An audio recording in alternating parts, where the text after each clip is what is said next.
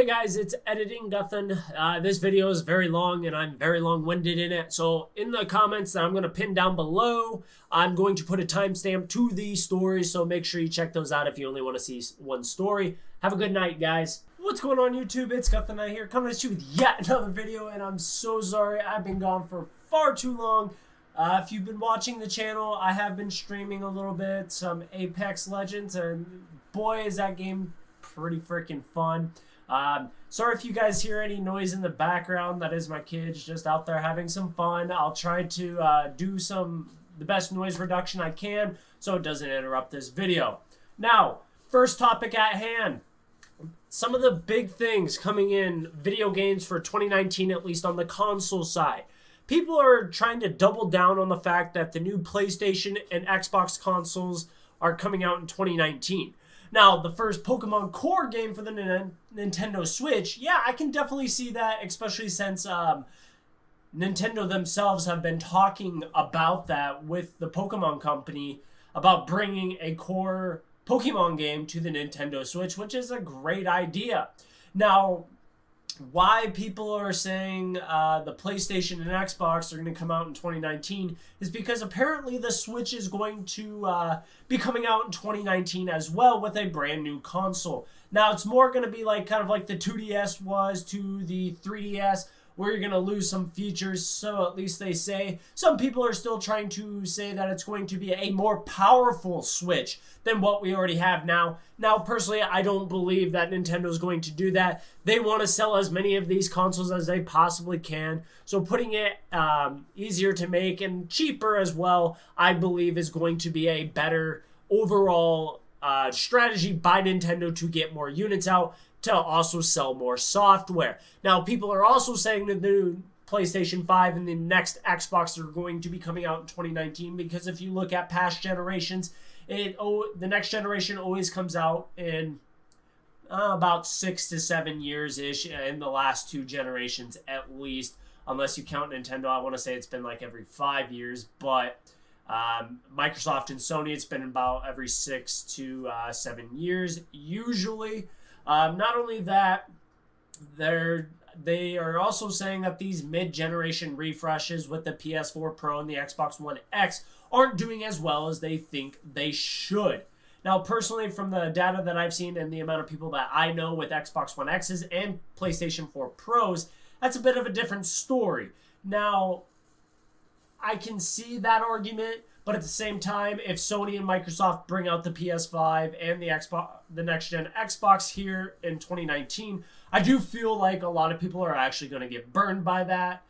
That's just my opinion. If they wait till 2020, I think that's pretty reasonable. But at the same time, especially with a lot of these open-world games like Apex Legends, Fortnite, PUBG, Blackout, stuff like that, it's just not as powerful. The CPU is from like 2011. Yes, the graphics in both the Pro and the Xbox One X are powerful for what they are, but they're not bringing the high resolution in open world games like this. Yes, racing games, fighting games, Witcher, and a few other games hit true native 4K and look absolutely fantastic. Even Apex Legends looks really good on consoles. It runs really smooth. It's still better than 1080p. I think their target was 1440p, but they have the dynamic resolution where it does go down to 1200p, and the PlayStation 4 Pro does about the same, but goes down to, I want to say 1080p, but don't quote me on that, guys. I know Digital Foundry has done a video on that, so I'd recommend go watching that. So what are your thoughts on that? I want to know down in the comments down below. Is this year too early? At E3, are all they going to do? Since especially Sony is foregoing E3, I can see it being pushed back another year to 2020. And Microsoft will probably tease and do some more announcements with the Xbox, the next-gen Xbox. But I also don't think they're going to release it until next year, just to give gamers a little more time with their upgraded consoles from the base consoles.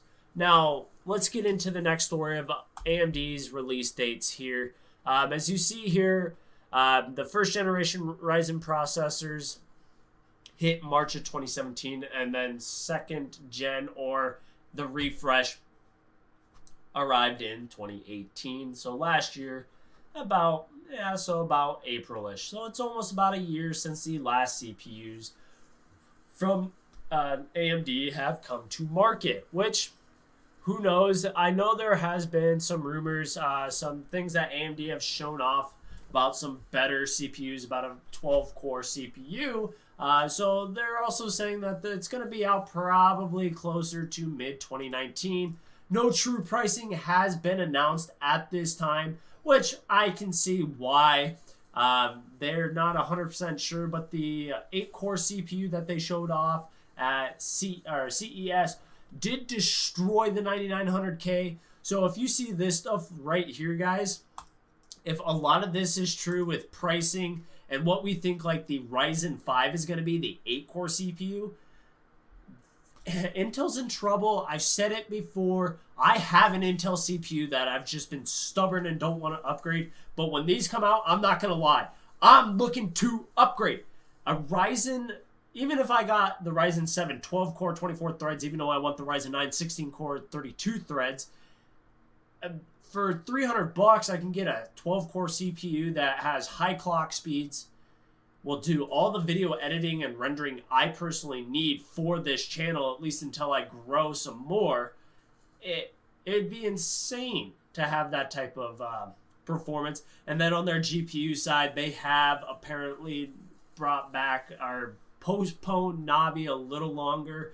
I do believe they only rushed to get out the Radeon 7 just to be a flex, say, oh yeah, we got the first 7nm processor out on a graphics card. So that's that story as well, guys. I want to know what you guys think. Look at these prices right here. So pause the video if you need to. Do you think these CPUs are going to absolutely murder Intel, or at least make Intel make better CPUs? I want to know what you guys think in the comments down below. Personally, I do think AMD is making a big stride, jumps and leaps, everything in these last couple years. I want to know what you guys think down in the comments down below. Make sure you like this video if you liked it. Dislike it if you dislike it, guys. Subscribe if you're new. So this is Gut the Night, guys, signing out.